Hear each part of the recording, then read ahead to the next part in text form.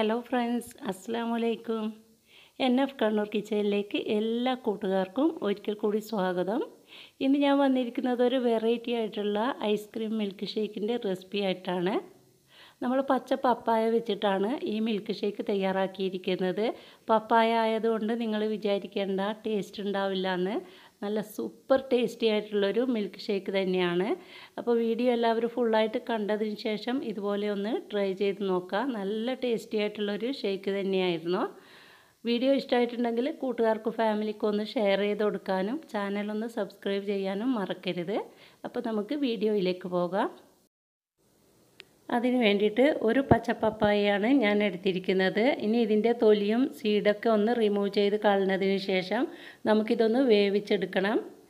ഇതിപ്പോൾ അത്യാവശ്യം നന്നായിട്ട് മൂപ്പെത്തിയിട്ടുള്ള പപ്പായയാണ്. ചെറുതായിട്ടൊന്ന് കളറ് മാറി വന്നിട്ടുണ്ട്. അത് പ്രശ്നമൊന്നുമില്ല. ഇനി നമുക്കിതൊന്ന് കഴുകിയതിന് ശേഷം ഒരു പ്രഷർ കുക്കറിലോട്ട് കട്ട് ചെയ്തിട്ട് ഇട്ട് കൊടുക്കാം. അത്യാവശ്യം വലിയ പീസായിട്ട് തന്നെയാണ് കട്ട് ചെയ്തെടുക്കുന്നത്. കാരണം നമ്മളൊരു 3 വിസിൽ വരുന്നത് വരെ ഇത് കുക്ക് ചെയ്തെടുക്കുമ്പോഴേക്കും നന്നായിട്ട് വെന്ത് വന്നോളും. അപ്പോൾ ഇതിലോട്ട് 1 കപ്പ് വെള്ളം കൂടി ചേർത്തിട്ട് വേണം നമ്മളിത് വേവിച്ചെടുക്കാൻ വേണ്ടിയിട്ട്. ഒരു പപ്പായ മുഴുവനായിട്ടും ഞാൻ എടുക്കുന്നുണ്ട്. അപ്പോൾ നിങ്ങളുടെ വീട്ടിൽ പപ്പായ മരമൊക്കെ ഉണ്ടെങ്കിൽ ഇടയ്ക്കിടെ ഇതുപോലുള്ള മിൽക്ക് ഷേക്കൊക്കെ തയ്യാറാക്കിയിട്ടൊന്ന് കുടിച്ച് നോക്കുക. നല്ല ഹെൽത്തി ആയിട്ടുള്ളൊരു ജ്യൂസ് തന്നെയാണ്. കുട്ടികൾക്കൊക്കെ തീർച്ചയായിട്ടും നിങ്ങൾ ഉണ്ടാക്കി കൊടുക്കണം. അവരെന്തായാലും കഴിച്ചോളും. ഇത് പപ്പായ കൊണ്ടുണ്ടാക്കിയ ജ്യൂസാണെന്ന് മനസ്സിലാവുന്നില്ല. അപ്പോൾ എല്ലാവരും ഒന്ന് ട്രൈ ചെയ്ത് നോക്കുമ്പോൾ ഫീഡ്ബാക്ക് അറിയിക്കുക. 3 വിസിലിന് ശേഷം പപ്പായയിലെ വെള്ളമൊക്കെ ഒന്ന് റിമൂവ് ചെയ്ത് കളഞ്ഞിട്ട് പപ്പായ ഒരു അരമണിക്കൂർ നേരമെങ്കിലും ഒന്ന് ഫ്രിഡ്ജിൽ വെച്ചിട്ട് തണുപ്പിച്ചെടുക്കുക. അതിനുശേഷം ഇതൊരു മിക്സിയുടെ ജാറിലോട്ട് ഇട്ട് കൊടുക്കുക. ഇനി ഇതിലോട്ട് നമ്മൾ മിൽക്കാണ് ചേർത്ത് കൊടുക്കേണ്ടത്. ഞാനിപ്പോൾ തണുപ്പിച്ച മിൽക്കാണ് ചേർക്കുന്നത്. ഇതിന് പകരമായിട്ട് നിങ്ങൾക്ക് ഫ്രോസൺ മിൽക്ക് വേണമെങ്കിലും ചേർത്ത് കൊടുക്കാം. ആവശ്യത്തിനുള്ള ഷുഗറും 1/2 ടീസ്പൂൺ ഏലക്കപ്പൊടി കൂടി ചേർത്തിട്ട് നല്ല സ്മൂത്തായിട്ട് ഇതൊന്ന് അടിച്ചെടുക്കാം. പപ്പായ അത്യാവശ്യം നന്നായിട്ട് തന്നെ കുക്കായി കിട്ടണം. എങ്കിൽ മാത്രമേ ഈ ഷേക്ക് റെഡിയായി കിട്ടുള്ളൂ. ഇല്ലെങ്കിൽ പപ്പായ മുകളിൽ പൊങ്ങിക്കിടക്കുകയാണ് ചെയ്യുക. നന്നായിട്ട് അടിഞ്ഞ് കിട്ടില്ല.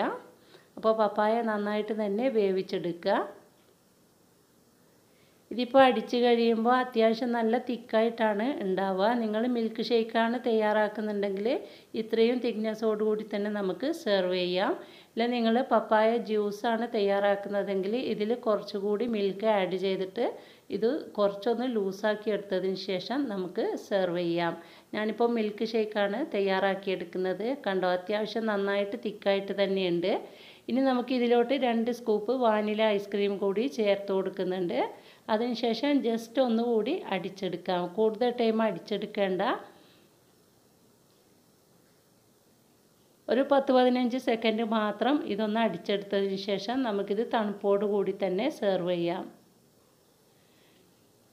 അങ്ങനെ 10 മിനിറ്റ് കൊണ്ട് തന്നെ നമ്മൾ ടേസ്റ്റി ആയിട്ടുള്ള പച്ച പപ്പായ ഐസ്ക്രീം മിൽക്ക് ഷേക്ക് ഇവിടെ റെഡിയായി വന്നിട്ടുണ്ട്. ഇതിൻ്റെ മുകളിലായിട്ട് ഓരോ സ്കൂപ്പ് വാനില ഐസ്ക്രീം കൂടി വെച്ച് കൊടുക്കുന്നുണ്ട്. ശേഷം കുറച്ച് ചെറി കൂടി വെച്ചിട്ട് നമുക്കിതൊന്ന് ഗാർണിഷ് ചെയ്ത് കൊടുക്കാം. ഇതൊക്കെ ഓപ്ഷനിലാണ്. നിങ്ങൾക്ക് വേണമെന്നുണ്ടെങ്കിൽ മാത്രം ചെയ്ത് കൊടുത്താൽ മതി. കണ്ടോ, കാണാൻ തന്നെ നല്ലൊരു ഭംഗിയുണ്ട്. ഇത് പപ്പായ ഷേക്കാണെന്ന് ആർക്കും മനസ്സിലാവുക പോലുമില്ല. അത്രയ്ക്ക് ടേസ്റ്റിയാണിത്.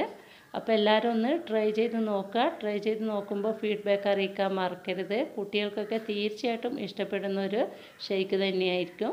അപ്പോൾ എല്ലാവരും ഒന്ന് ഉണ്ടാക്കിയിട്ട് ഫീഡ്ബാക്ക് അറിയിക്കുക. വീഡിയോ ഇഷ്ടമായിട്ടുണ്ടെങ്കിൽ ലൈക്ക് ചെയ്യുക, നിങ്ങളുടെ അഭിപ്രായം അറിയിക്കുക. കൂട്ടുകാർക്കും ഫാമിലിക്കും ഒന്ന് ഷെയർ ചെയ്ത് കൊടുക്കുക. ചാനൽ ആദ്യമായിട്ട് കാണുന്നവരാണെങ്കിൽ സബ്സ്ക്രൈബ് ചെയ്ത് തുടർന്ന് ഞാൻ ചെയ്യുന്ന വീഡിയോസിനായിട്ട് ആ ബെൽ ബട്ടൺ കൂടി ഇനേബിൾ ചെയ്യുക.